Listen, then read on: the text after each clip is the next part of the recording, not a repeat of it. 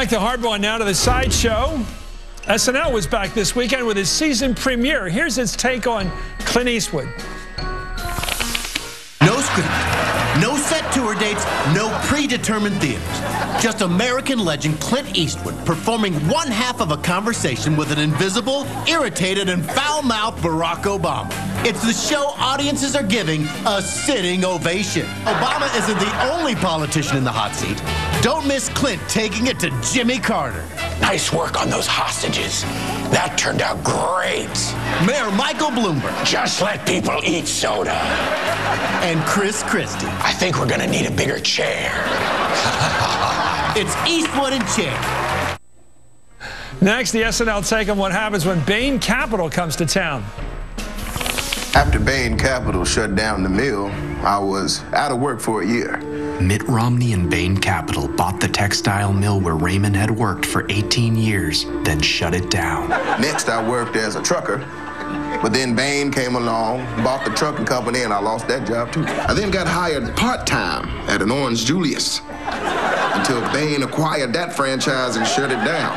Now, not the whole company, you understand, just that one store. At this point, I said to myself, what the hell is going on here? I got a job at a shoe shine stand under an assumed name, working just for tips. But Bain somehow found out, bought the business, and moved it to China. Each time Raymond McCoy got a new job, Mitt Romney and Bain Capital would buy the company, apparently for the sole purpose of laying him off.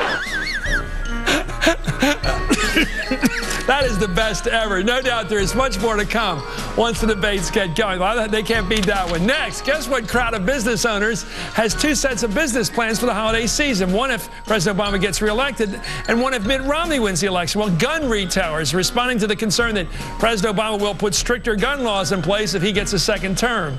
The Wall Street Journal talked to some people in the guns and ammo business and found that, quote, if Mr. Obama wins the second term, they are preparing for a surge in sales from buyers fearful the president would back policies to make buying a gun more difficult. Well, a spokesman for one retailer got more specific, saying if Mitt Romney's elected and there's no perceived threat on the freedom to own guns, people might decide to spend disposable income on things like outerwear instead. Buy outerwear instead of guns. Anyway, the article says gun owners had the same fear in 2008.